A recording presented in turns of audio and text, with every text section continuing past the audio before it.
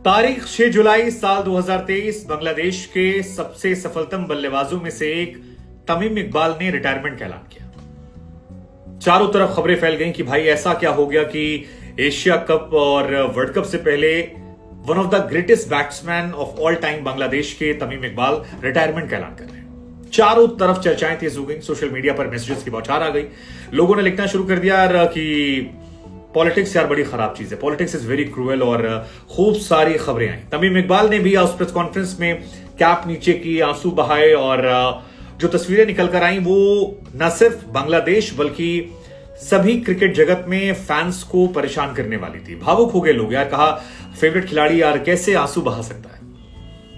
लेकिन कहते हैं ना कि हर चीज के कई मायने होते हैं, और भावुकता वाली तस्वीर जो मैसेज था वो चली गई। और उसके बाद सवाल बहुत सारे खड़े हो रहे हैं, मतलब खड़े होंगे भी। लेकिन 7 जुलाई साल 2023 खबर आती है कि तमीम इकबाल ने अपने रिटायरमेंट को वापस ले लिया। खबर आती है कि मशरफे बिन मुर्तजा और प्राइम मिनिस्टर शेख हसीना जो बांग्लादेश की, उनसे वो मुलाकात करते हैं।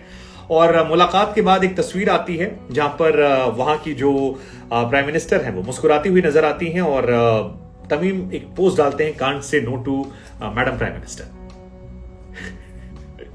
सियासत में कुछ भी इत्तेफाक नहीं होता, या तो होता है या नहीं होता है।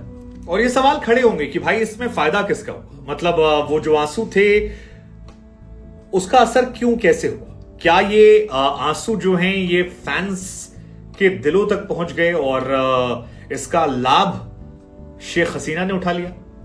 आई mean Sheikh Hasina at the end of the day एक पॉलिटिकल पार्टी की नेता हैं, और जन भावनाओं को कैद करना उनके पक्ष में हो सकता है। हालांकि ये उल्टा भी पड़ सकता है, अगर तमीम इकबाल वर्ल्ड कप में जाते हैं, एशिया कप में जाते हैं और नहीं परफॉर्म कर पाते हैं तो वो बैकफायर कर जाएगा। लेकिन सडनली अभी इस मौसम में तो शेख हसीना बांग्लादेश में एक सुपर पावर है, क्योंकि सारे इमोशंस उनकी तरफ चले कि यार मैडम ने बचा लिया। दूसरा, तमीम इकबाल ने अपने लिए ग्राउंड सेव कर लिया कि बांग्लादेश क्रिकेट में जो जो उनके खिलाफ थे अब वो खामोश रहेंगे, क्योंकि मैडम प्राइम मिनिस्टर ने उनका साथ दे दिया। मैडम प्राइम मिनिस्टर ने कहा कि वो खेलेगा, मैडम प्राइम मिनिस्टर के जरिए मौका मिल रहा है। तो जब बड़ा आदमी कह रहा है तो छोटे आदमी की हैसियत नहीं हो सकती है।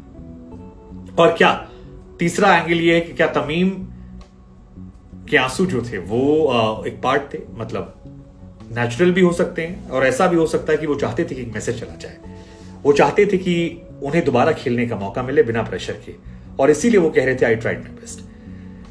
वेल, क्रिकेट में सियासत और सियासत में क्रिकेट हमेशा होता है। लेकिन जो कुछ है, आज ये खबर काफी बड़ी है, हैरान करने वाली, और इसका एनालिसिस भी अलग अलग थे। हम आपको जानकारी के लिए बता दें कि बांग्लादेश की टीम जो है वो अफगानिस्तान की टीम जो है वो फिलहाल बांग्लादेश के दौरे पर है, और बांग्लादेश में काफी स्ट्रॉन्ग टीम है। लेकिन 3 वनडे मैचों की सीरीज का पहला मैच जो है उसमें बांग्लादेश हार जाती है। बांग्लादेश में चारों तरफ आलोचनाएं होती हैं, खासतौर पर आलोचना जो है वो तमीम इकबाल की हो रही थी, वो आलोचना बीसीबी की तरफ से हो रही थी, वो आलोचना फैंस की तरफ से हो रही थी। और इन तमाम आलोचनाओं के बीच में काफी कुछ इंटरनल कहानी जो है वो बांग्लादेश में होती है। लेकिन इसके बाद तमीम इकबाल एक प्रेस कॉन्फ्रेंस करते हैं। तमीम इकबाल प्रेस कॉन्फ्रेंस करते हैं, वो घोषणा करते हैं कि जो ये मैच था ये मेरा आखिरी मैच था। वो कहते हैं मेरे लिए यही अंत था, मैंने हमेशा बेस्ट दिया और मैं रिटायरमेंट का ऐलान कर रहा हूं। उन्होंने कहा कि ये फैसला मैंने अचानक नहीं लिया है, मैं कई दिनों से इसके बारे में सोच रहा था। मैं इसको लेकर कारण क्या है वो बताना नहीं चाहता, लेकिन मैंने अपनी फैमिली से बात की थी, मैंने दोस्तों से बात की थी, और ये फैसला सोच समझ कर लिया मैंने। 31 अगस्त को होने वाले एशिया कप से पहले उनका यह फैसला था, और अब यह फैसला उन्होंने बदल दिया है। तो सवाल यह है कि अगर यह फैसला सोच समझ कर था, यह फैसला उनके अंत था, तो आंसू बाय बाय कहने को लेकर थे, और अगर बाय बाय कहने को लेकर नहीं थे, मैसेजिंग को लेकर थे, तो मैसेज प्रधानमंत्री तक पहुंच गया, लगे हाथ दोनों को फायदा हो गया। वैसे तमीम इकबाल एक डिजर्विंग खिलाड़ी हैं, उनके पास उम्र है, और मेरा ये पर्सनली ये मानना है कि तमीम और क्रिकेट खेल सकते हैं। 34 साल वो उनकी उम्र कागज पर है, साल 2 साल आगे पीछे भी होगी तो भी क्रिकेटर्स ऐसा करते हैं। वो 36-38 और तमीम इकबाल का ट्रैक रिकॉर्ड जो है वो भी काफी अच्छा है। 241 मैचेस खेले हैं, वनडे में 8,313 रन बनाए हैं, 14 उनके शतक हैं, 56 अर्धशतक हैं, 36 का औसत है। तो वनडे के हिसाब से वो एक बड़े अच्छे खिलाड़ी हैं, और वनडे में ही उनका बेस्ट निकला। टेस्ट में 70 मैचेस में 5,134 रन, 10 शतक, 31 अर्धशतक, 38 का एवरेज, T20 में 78 मैचेस। लेकिन अब सवाल ये है कि तमीम इकबाल जब रिटायरमेंट वापस लेते हैं तो कैप्टन के तौर पर रिटायरमेंट का ऐलान किया था, तो क्या कैप्टन के तौर पर वापस आएंगे, या जो कहानी चल रही थी कि लिटन दास या फिर शकीबुल हसन की तरफ जाएगा मामला, वो फंस जाएगा।